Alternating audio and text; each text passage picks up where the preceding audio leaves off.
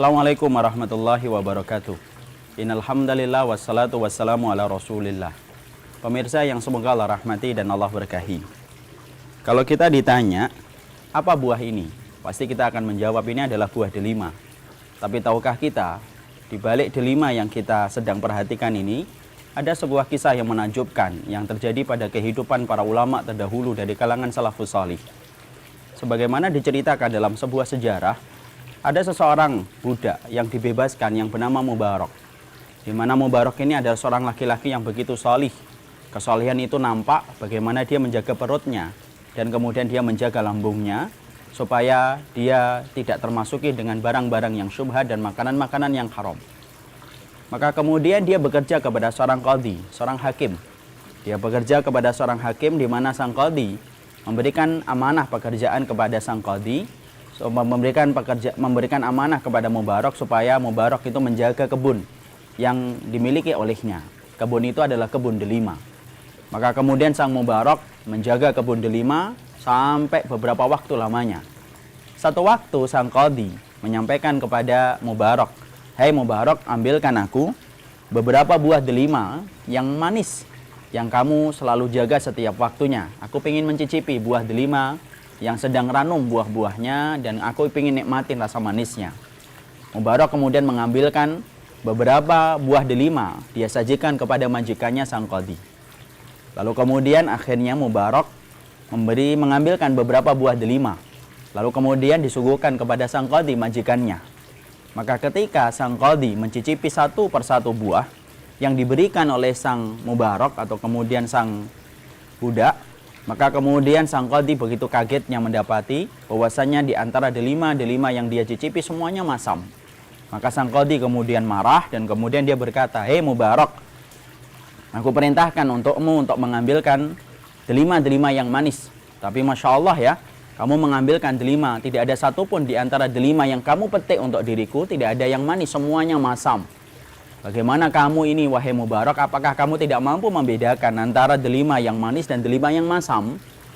Maka kemudian Mubarak kemudian berkata kepada sang qadhi majikannya, "Maafkan diriku wahai majikanku, sesungguhnya aku tidak mampu membedakan mana buah delima yang manis dan mana buah delima yang masam."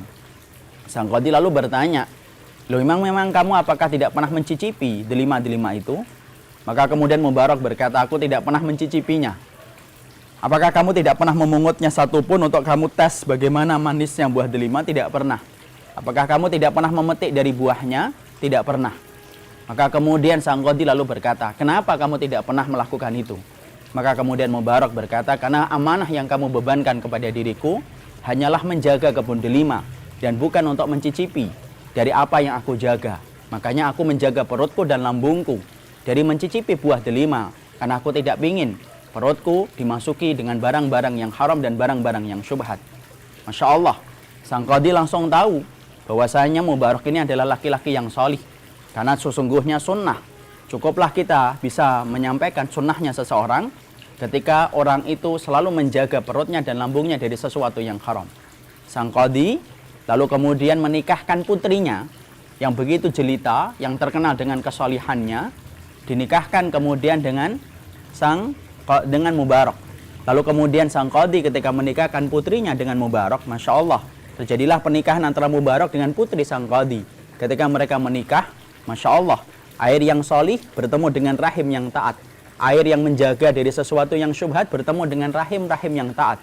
Maka lahirlah seorang laki-laki yang luar biasa dalam sejarah yang dikenal dengan Abdullah bin Mubarak. Seorang laki-laki ulama di antara para kalangan salafus salih yang betul-betul mirip dengan kehidupan para sahabat. Masya Allah, begitu salih, begitu zuhud, begitu warak dalam kehidupannya. Salah satunya yang menjadikan dia betul-betul salih yaitu adalah ketika orang tuanya menjaga perut dan lambungnya dari sesuatu yang haram dan sesuatu yang syubhat. Kisah ini disampaikan oleh para ahli sejarah untuk memberikan pelajaran kepada kita. Masya Allah, sesungguhnya sunnah dan kebenaran tidak akan pernah melekat kepada kehidupan seseorang sampai betul-betul orang yang mengaku dirinya menjalankan sunnah dan mengaku bahwasanya dia berada di atas kebenaran, bahwasanya dia berusaha betul bagaimana menjaga perutnya dan lambungnya dari sesuatu yang haram dan syubhat. Ana dan antum tidak akan berhasil mendapatkan anak yang solih selayaknya Abdullah bin Mubarak Kalau kemudian kita tidak pernah menjaga perut kita dan tidak pernah menjaga lambung kita dari sesuatu yang haram. Karena sesungguhnya kebaikan agama seseorang berbanding lurus dengan apa yang dia masukkan ke dalam mulutnya. Semakin dia bersih, membersihkan apa yang masuk dalam perutnya, maka semakin kemudian bersih pula keturunan-keturunan yang dilahirkan oleh istrinya.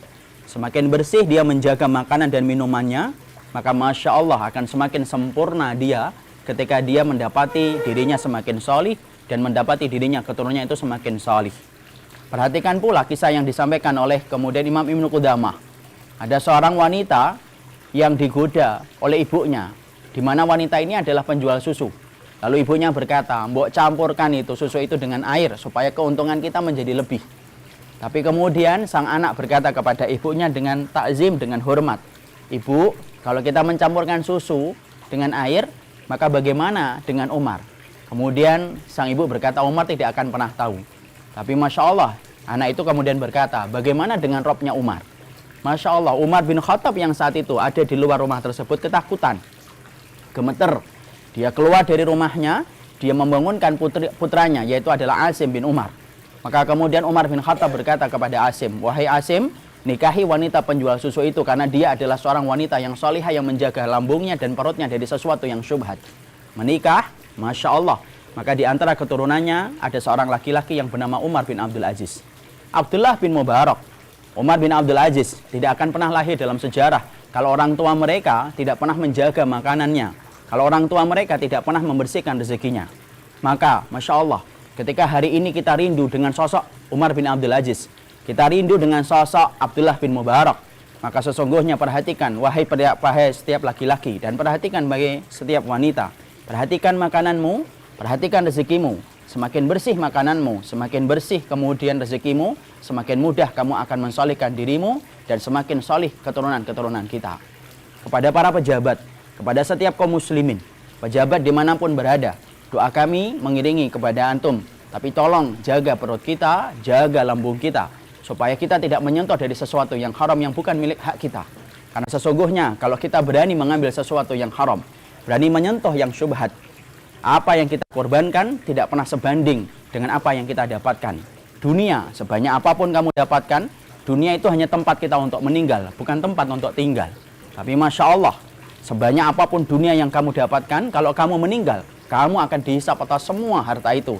Karena dunia, kalau halal, hisapnya panjang. Kalau kemudian syubhat dan haram, adabnya pedih.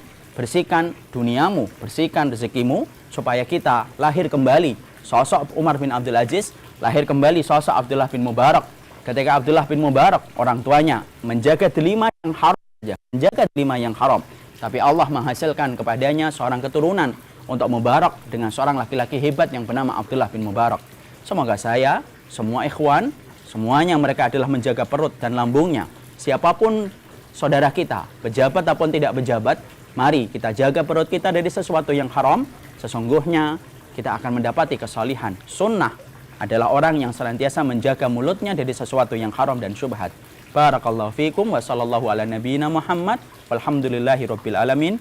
Assalamualaikum warahmatullahi wabarakatuh.